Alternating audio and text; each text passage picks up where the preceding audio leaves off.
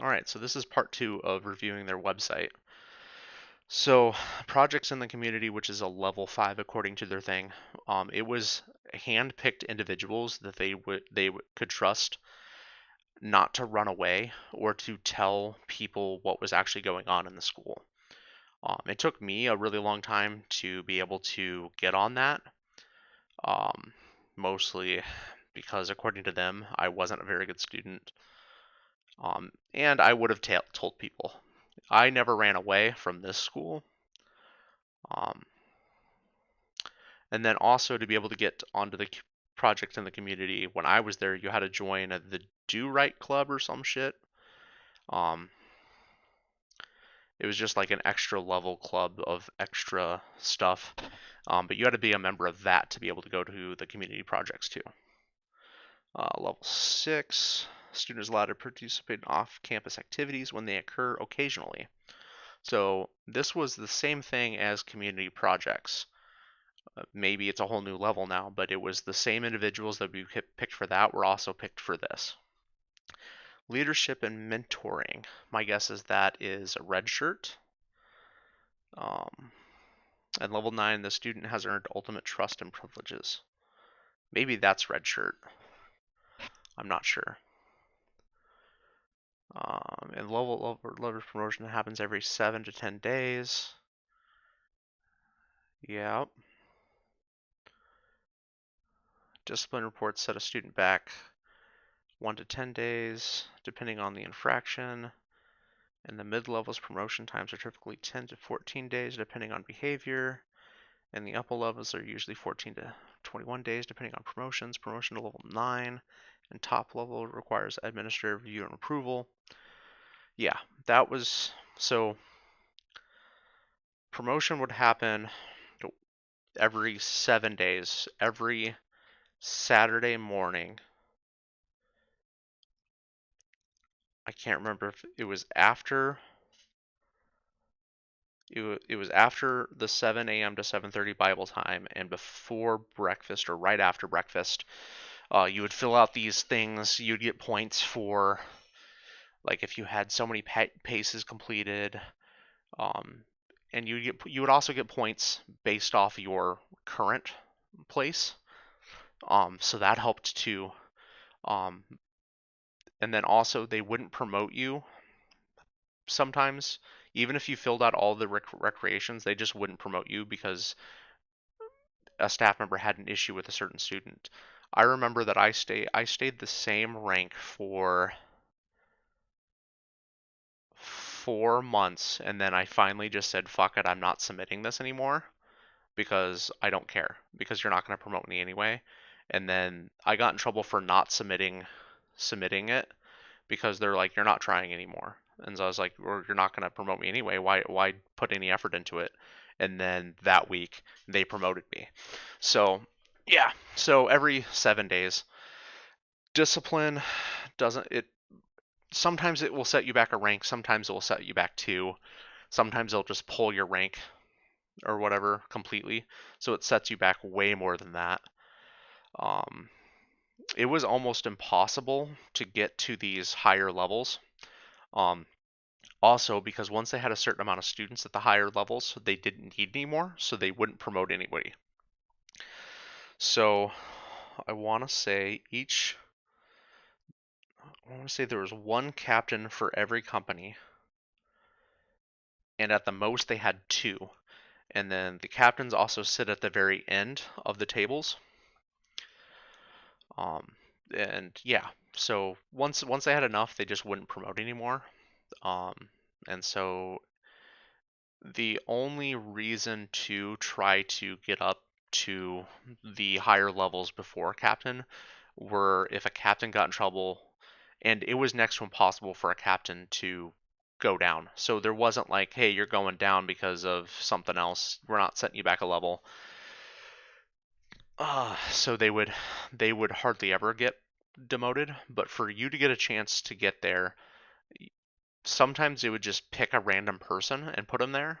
If staff members liked a person and they were just like, yeah, he's not gonna fucking do anything, he'll be fine, they'll put him there. Or they would pick from one of the levels right below it.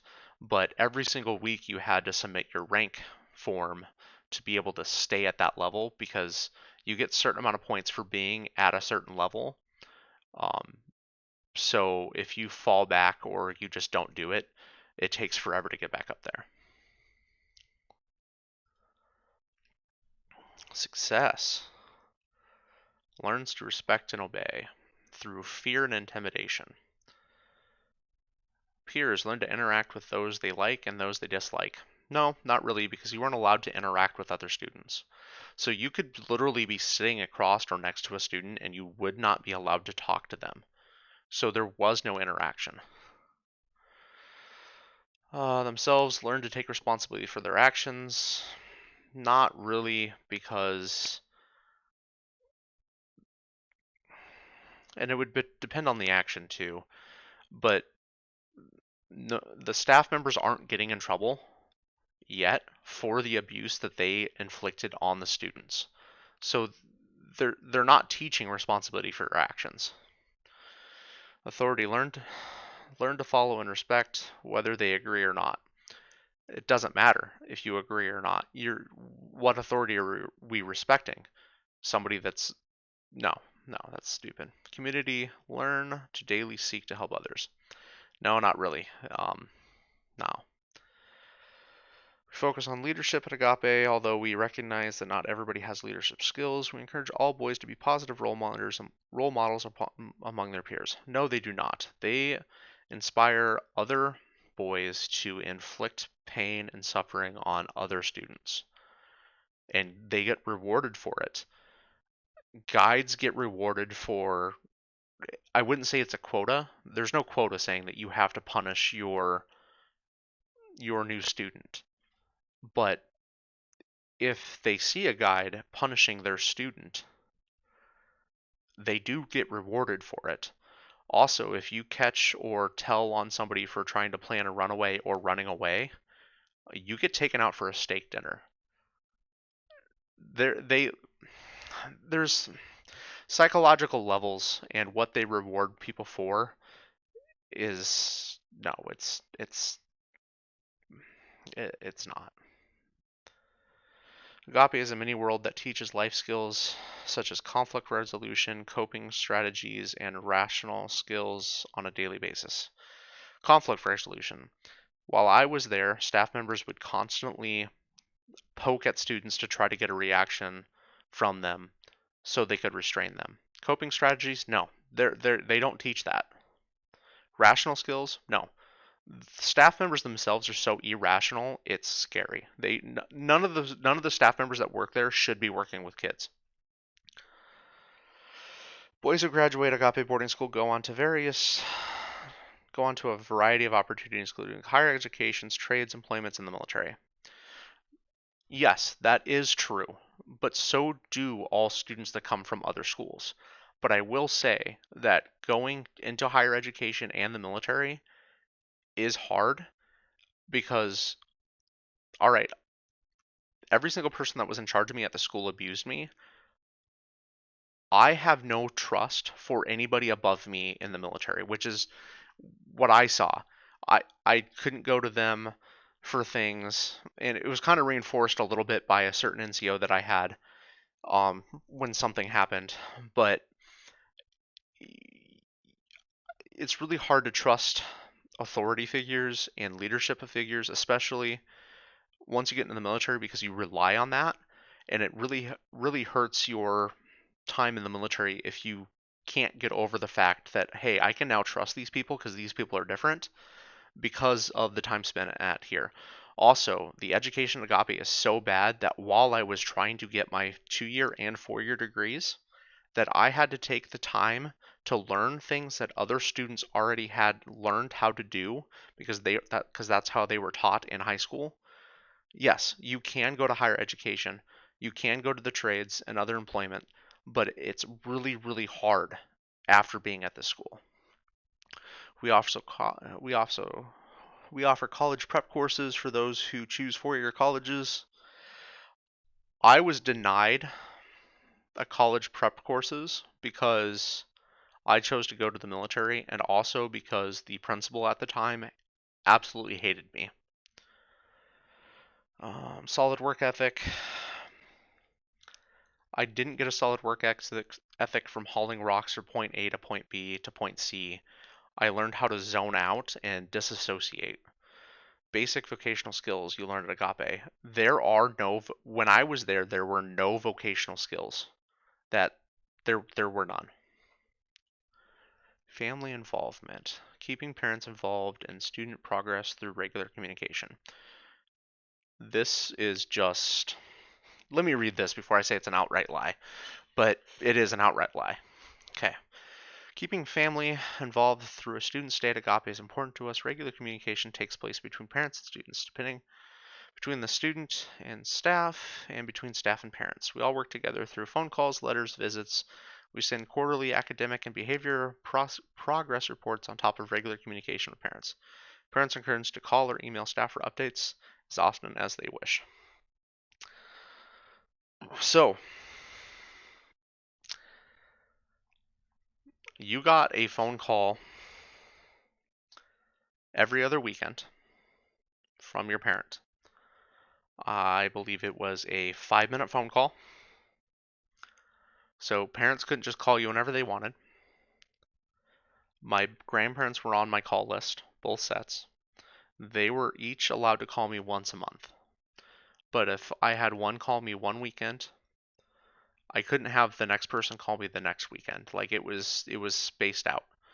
So regular communication, no. Writing letters, yes. But your letters, the outgoing letters were read and the incoming letters were read by staff members.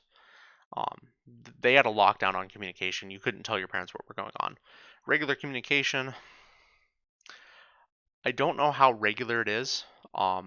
My parents knew several of the staff members there, so I believe that I had more regular updates to my parents than most did. My first restraint happened on my first weekend, on my second weekend there. No, I got there on a Monday. It was on a Saturday, and my parents were updated, but they weren't updated to exactly what happened because they lied to my parents, which I found out from my parents what they told them.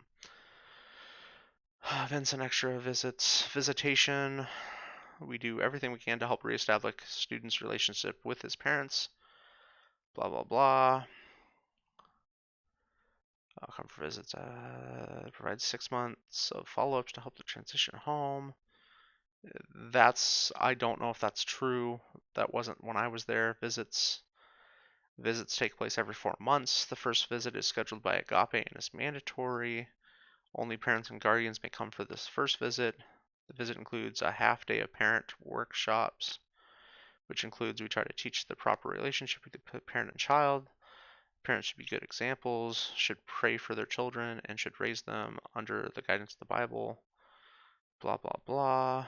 We hold a father-son golf tournament. That wasn't something that was there when I was there. We had like something else. We had a marathon or something.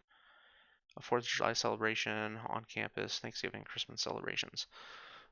Okay, so another thing. So the first visit was on campus. It was on campus only, and it was only a day.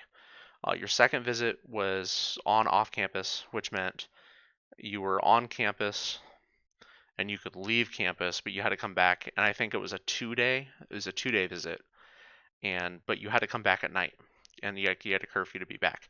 Your third visit was an off-campus visit, which meant you could be off campus for the whole entire time, and you could stay overnight with your family.